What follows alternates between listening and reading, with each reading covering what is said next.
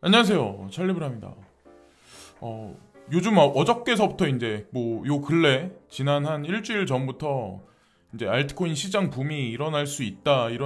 우리는 모두가 다 그렇게 예측을 했었고 지금 현재 알트코인 시장이 일어나고 있는 건 사실인데 우리가 진짜 기다리는 건 뭐냐면 라지캡 마켓에 있는 코인들이 있잖아요. 이더리움이라든가 비트코인 캐시라든가 뭐 이오스라든가 여러 가지 코인들이 진짜 일어나야 진짜 저는 알트코인 순환매 장세라고 생각을 하거든요. 그래서 지금 미들캡 마켓에 있는 코인들이 아마 가장 뚜렷하게 반등세가 아마 되게 짙을 거예요. 사실은. 그리고 어떤 코인들은 미들캡 마켓에서 라지캡 마켓으로 올라온 코인들도 있고 순위권에서 이제 시총 상위를 넘긴 코인들도 있고 그래서 지금 현재 상황이 이제 약간 혼란스러운 상황일 수도 있는데 여러분들한테 이제 제가 드리고 싶은 말씀이 하나 있어요. 어떤 거냐면 현금을 가지고 있는 내 퍼센테이지는 진짜 위급할 때만 사용을 하되 그 외에는 사용은 안 하는 게 좋지 않을까라는 생각을 해요. 그러니까 내일이 이제 그거잖아요. 바이든 당선인의 취임식이 되잖아요. 그래서 언제 어떤 일이 생길지 알 수 있는 사람은 아무것도 없다는 거죠. 그래서 지금 현재 비트코인이 어저께 같은 경우 37,000달러를 약간 넘어선 상황이 순간적으로 있었어요. 그래서 이건 뭐지 나쁘지 않네라고 저는 이제 생각을 했었는데 오늘 아침에 그러니까 어저께 저녁서부터 오늘 아침까지 약간 또 슬슬 흘러내리기 시작을 했었거든요. 그래서 당분간 이런 스테이블한 장세가 갈지 어떨지 모르겠지만 일단 알트 시즌 투자는 결국에 비트코인을 늘리자. 착각 말자. 변수는 항상 존재한다. 라고 오늘도 이제 되새겨서 말씀을 드리는데 비트코인 확보를 위해서 알트코인을 투자를 한다고 생각을 하시면 돼요. 물론 내가 뭐 되게 공들여서 모아온 어떤 그 알트코인들도 분명히 있긴 있을 거예요. 근데 예를 들어서 내가 알트코인에 투자를 했는데 30%가 급등을 해버렸어요. 그럼 30% 급등했다는 얘기는 조정이 들어가도 깊이 들어갈 수 있다는 얘기거든요. 30% 급등했을 때는 전량 다 어떻게 보면 다 풀로 비트코인으로 바꿔놨다가 다시 들어가야 돼요. 15% 정도는 다시 하향할 가능성이 되게 높거든요. 아마 여러분들 이미 경험을 하셨겠지만 미온적인 알트코인의 반등은 상관이 없는데 캔들 하나가 30%가 치솟으면 그거는 위험 시그널이에요. 개별적인 알트코인 뭐 그런 장세에서 봤을 때 어쨌건 순환매 장세가 지속적으로 이루어지고 있고 지금 보시면 이건 비트코인 차트거든요. 근데 누군가 이제 이 사람도 되게 추종하는 사람이 되게 많더라고요. 근데 이분 같은 경우 차트에 뭐라고 설명하냐면 이번 달 말까지 그러니까 2월 달 전까지 비트코인이 수렴을 할 거다. 그래서 끝부분에 가면 비트코인의 방향성이 반드시 나올 거다. 그래서 제가 누누이 말씀드리지만 비트코인 방향성은 아직도 28,000달러까지 한 번의 조정이 있을 거다라고 말씀하시는 분들도 분명히 있어요. 그 사람들이 바보라서 그런 게 아니라 그럴 가능성도 충분히 열어두시면서 우리는 움직여야 전 된다고 생각합니다. 그래서 삼각수렴 끝부분까지 가려면 1월달 말까지는 지속된다. 뭐 그래서 그때까지는 알트코인 장이 아닐까 이분은 말씀하시는 거고 어센딩 트라이앵글 전형적인 어센딩 트라이앵글 패턴이 이더리움에 지금 보이고 있는데 저도 이더리움이 장악하는 어떤 그 알트코인 시장이 막 벌어지지 않을까 벌어진다 막 이렇게 말씀을 많이 들었는데 아마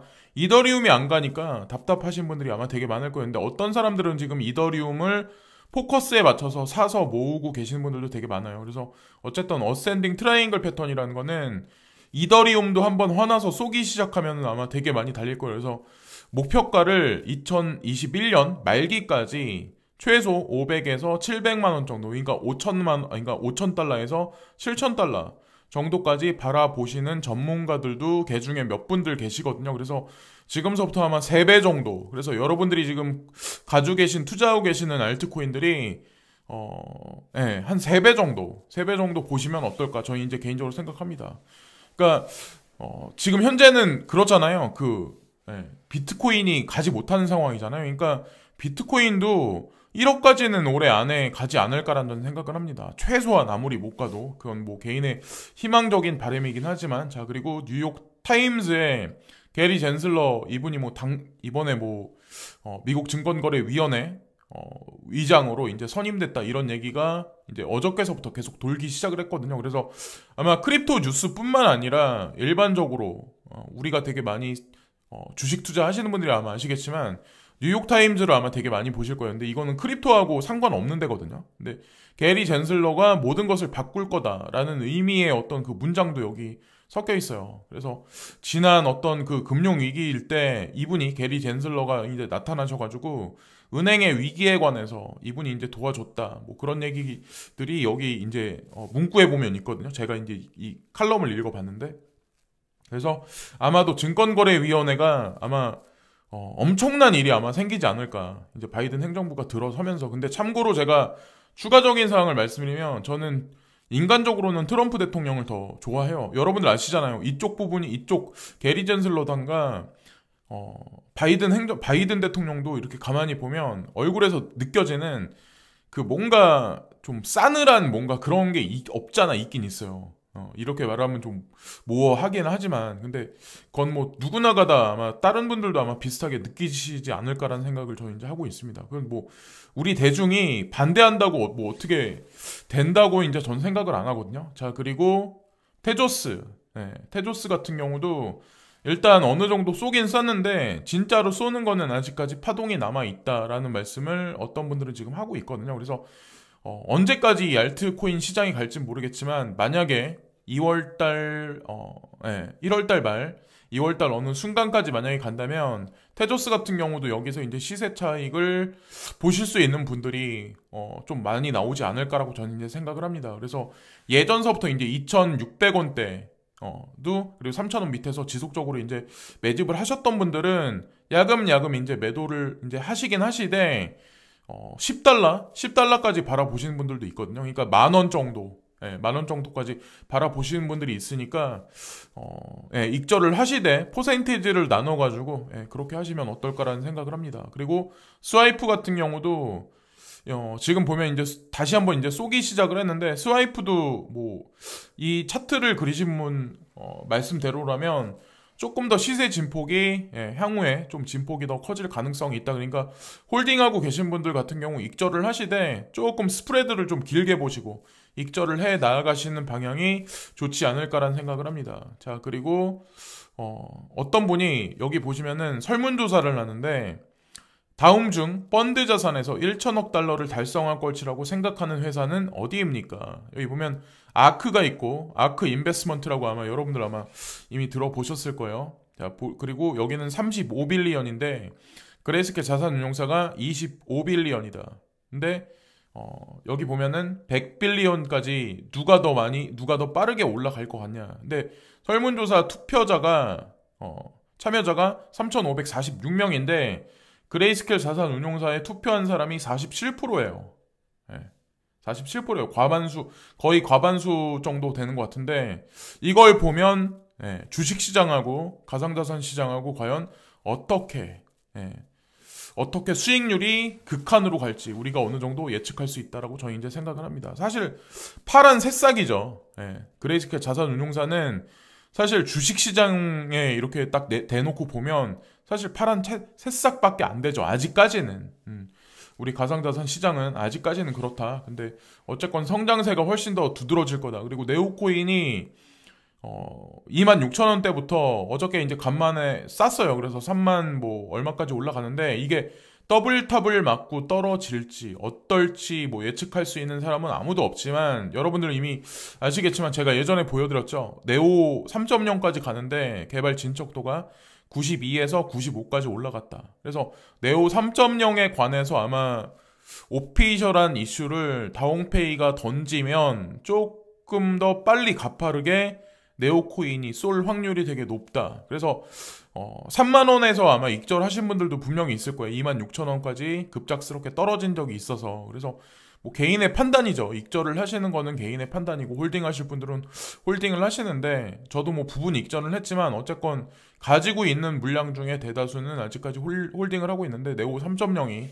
어떻게 언제 시점에 발표가 될지 저는 2021년 1분기를 한번 기대를 한번 해보려고 합니다. 자, 그걸 또 한번 말씀드리고 현재 이제 비트코인 도미넌스 같은 경우는 66.38 그래서 가격이 35,924달러 이 언저리에서 아마 지금 현재 왔다 갔다 할 거예요. 근데 왜 이더리움이 안 쏘냐 짜증난다라고 보실 분 있겠지만 이더리움은 아까 제가 초반에 보여드렸겠지만 차트상 봤을 때도 어센딩 트라이앵글 수렴 부분 거의 끝부분에 왔기 때문에 쏘면은 아마 거하게 쏠 확률이 되게 높아요. 그래서 조금만 더 기다려 보시고 포에서 이제 포스로 넘어가면서 이더리움이 거래소에서 빠져나가는 물량이 되게 많다라고 말씀드렸잖아요. 그러니까 비트코인이 수량이 없기 때문에 비트코인도 올라가면 빨리 올라가고 내려갈 때도 좀 빨리 급하게 막 그러듯이 이더리움이 앞으로 비트코인이 여태까지 일어났었던 그런 행보를 절차를 밟지 않을까라고 저 이제 개인적으로 생각을 하고 있습니다. 그리고 뭐 알트코인들 순환매 장세가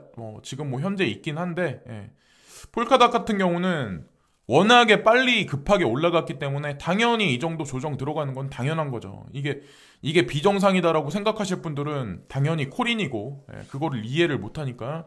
그래서 어쨌건 급하게 이렇게 줄기차게 막 이틀 3일 동안 쌌으면 조정도 깊이 들어간다는 걸 반드시 아시면서 익절은 하셔야 돼요. 자, 그리고 다우존스, 나스닥, S&P 500 지수는 아마 여러분들 아시겠지만 바이든 행정부 취임식이 이제 머지 않았기 때문에 일단 전문적인 기관 투자가들은 주식 장세에 관해서 관망 장세로 돌아선 것 같아요. 일단은 그래서 무사히 마칠지 어떤 일이 벌어질지는 모르겠지만 어쨌건 달러 인덱스도 소폭의 조정세, 그리고 주식시장도 마찬가지로 소폭의 조정세. 그래서 지금 가상자산 시장은 뭐 미들캡 마켓이 움직인다고 해서 그거를 뭐 엄청난 불장이라고는 생각 안 하거든요. 진짜는 사실 비트코인이 움직여주고 이더리움을 위시한 시총 상위에 있는 친구들이 움직여줘야 그게 이제 진짜 사실은 우리가 원하는 어떤 그런 불장이거든요. 그리고 리플에 관해서는 XRP 원장에서 스테이블 코인을 발행할 거다. 이게 나왔어요. 그래서 이걸 보면 스테이블 코인 발행, 금융기관은 발행된 통화를 사용하여 XRP 원장에서 스테이블 코인을 발행할 수 있다. 이 기능을 사용하여 발행자는 발행 계정을 설정하고 특정 스테이블 코인에 대해서 원하는 구성 옵션을 선택하기만 하면 됩니다. 그래서 어떠한 다른 코인들보다 가장 빠르고 저비용이다, 고효율에 이런 얘기를 내세우고 있는데 리플사가 그게 사실인 거고, 그리고 지금까지 2014년부터 지금까지 이제 리플세가 행해 오면서 전 세계 인프라를 깔아놓은 그걸 미국에서 막는다고 해서 그거를 저는 득될 게 아무것도 없다는 생각을 하거든요. 어쨌건 그거는 뭐 실리적인 측면에서 제가 이성적으로 판단하는 거기 때문에. 그래서 중요한 얘기를 이제 브래드 갈링하우스가 한마디 한 게 있는데 제가 이제 좀 이따 이제 다시 한번 말씀드릴 거예요. 그리고 마이클 수넨샤인이라고 이분이 이제 그레이스켈 자산운용사의 CEO가 된 지가 사실은 지났어요. 조금 어느 정도 기간이 지났는데 어저께 구독자님이 새로운 사세 확장을 위해서 이제 베리 실버트가 빠져나가고 마이클 수넨샤인을 그 자리에 넣는 게 아닌가, 인사 이동시킨 게 아닌가라는 말씀하시는데 그 말씀이 맞아요. 그레이스켈 자산운용사는 베리 실버트가 빠져나가면서 루노라든가 파운더리, 태굴 서비스나 스테이킹에 관한 거를 좀 지금보다 조금 자금력을 좀 확보를 많이 해서 좀 파이를 키워나가는 단계고, 가장 중요한 건 그레이스켈 자산운용사를 서포팅하는 자회사가 또 하나 설립된 걸로 알고 있어요. 그거에 관한 거는 오피셜한 뉴스는 아마 뉴스에 아마 나오기 시작을 할 거예요. 매스미디어에. 좀만 한번 기다려 보시고, 그리고 이거는 미국과 중국, 뭐 경제 성장, 그리고 전 세계를 리드하는 국가가 누가 될 거냐에 관해서 IMF에서 이제 발표를 한 건데, 제가 2018년도에 그런 말씀을 드렸죠. 2030년도까지 가면서 중국이 미국을 앞지를 거다라고 제가 말씀드린 적이 한 번 있었죠. 근데 여기 보세요. 아이러니하지 않나요? 마치 중국이 경제적으로 대유행의 가장 큰 승자입니다. 그러니까 코비드19가 창궐하면서 사실은 미국 경제보다 중국 경제가 더 앞장서서 상승하기 시작을 했다. 중국의 세계 경제 점유율은 더 빠른 속도로 증가할 것으로 예상된다. 노무라에 따르면, 이거는 노무라에서 이 데이터를 발표한 거예요. 노무라에 따르면 중국은 이제 이전에 예상했던 것보다 1년 빠른 2028년까지 미국을 추월할 것입니다.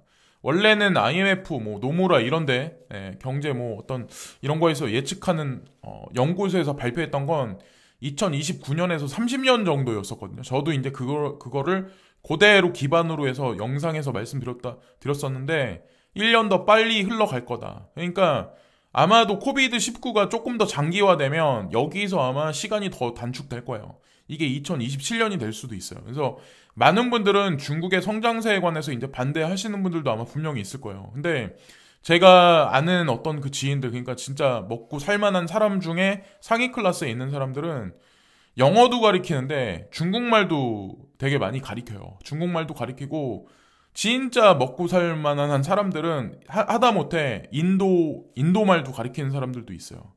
그러니까 그 사람들은 진짜 글로벌하게 움직이는 사람들이니까 이제 그렇긴 하겠지만 어쨌건 이런 추세에 관해서 그냥 알아둬서 나쁠 건 없다라고 이제 저는 이제 말씀드리려고 이제 준비를 했고, 브래드 갈링하우스가 여기 보시면 게리 젠슬러에게 축하를 드린다. 이거 왜 공식적으로 이제 이 발표가 났으니까 우리는 미국 증권거래위원회 리더십 및 더 광범위한 바이든 행정부에 협력하여 미국에서 블록체인 및 암호화 혁신을 위한 경로를 계획할 준비가 되었습니다. 라고 오늘 아침에 새벽에 한국 시간으로 4시 50분 정도에 아마 이 트윗이 나왔을 거예요. 그래서 다른 유튜브 하시는 분들도 아마 이거를 발표를 하실 텐데 제가 누차 말씀드리지만 브래드 갈링하우스는 지금 뉴욕 연방준비은행의 이사로 계시는, 그리고 DCG 그룹의 핵심 이사로 계시는 그 글렌 허친스라는 분 있잖아요. 그분이 실버레이크 CEO인데 그분 회사에서 이분이 예전에 이제 커리어가 있으세요. 거기서 이제 일을 하신 적이 있으세요. 그러니까 그 관계를 그냥 말도 안 된다라고 보지 마시고, 지금 소송에 직면해서 이걸 망한다라고만 보지 마시고, 홀딩 하신 분들은 기회비용 막 이런 걸 되게 많이 생각을 많이 하실 거예요. 근데 사람 앞일 모른다라고 이제 제가 말씀드리려고 하는데, 어떤 게 있냐면 아마 40이 넘으신 분들, 아마 35살 정도가 넘으신 분들 아마 제가 말씀드린 거 아마 공감하시겠지만, 사람 앞일을 모르는데 가상자산 시장은 진짜 앞일을 몰라요. 누누이 말씀드리지만 진짜 코앞을 몰라요. 일주일 후를 모르고 한 달 후를 몰라요. 아무도 모른다는 거죠.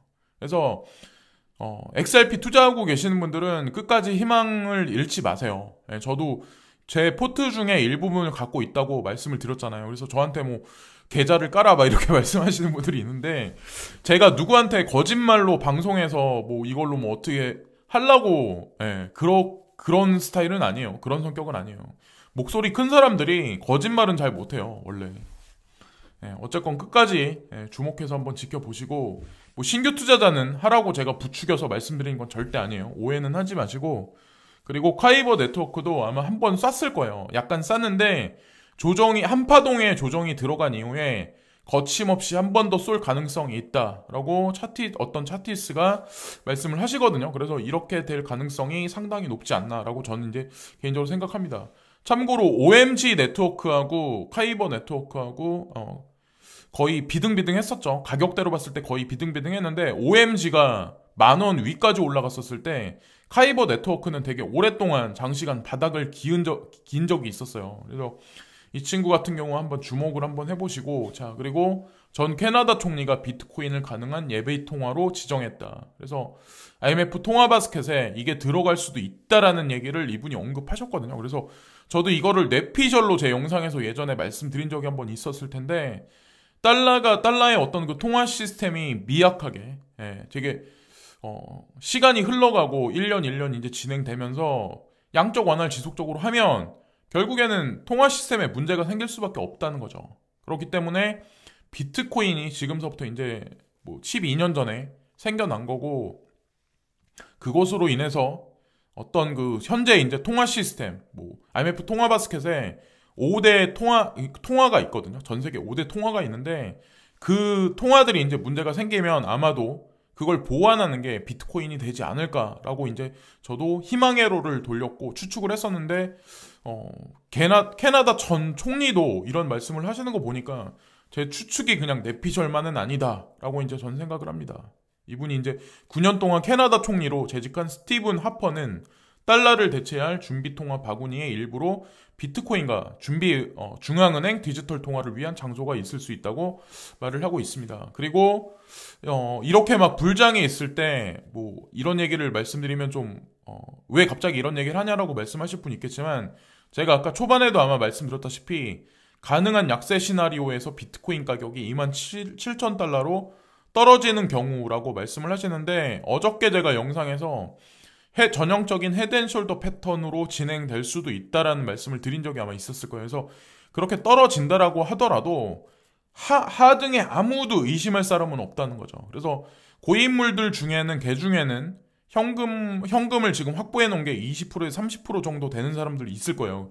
그 현금은 진짜로 만약에 비트코인이 28,000에서 3만 달러까지 급락을 하면 쓰려고 이제 준비를 해둔 거기 때문에, 비트코인이 만약에 진짜 이렇게 떨어진다면 알트코인은 아시죠? 어떻게 되는지. 예.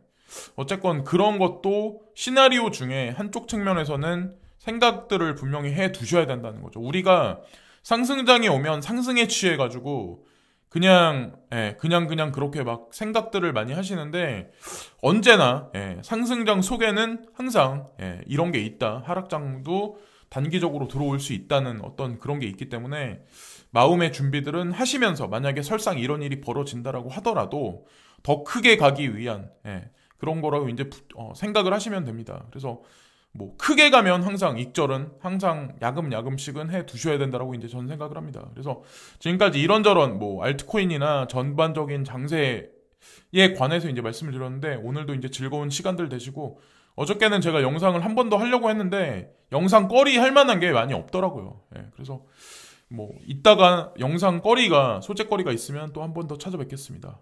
지금까지 찰리브랑이었고, 오늘도 즐거운 하루 되세요. 감사합니다.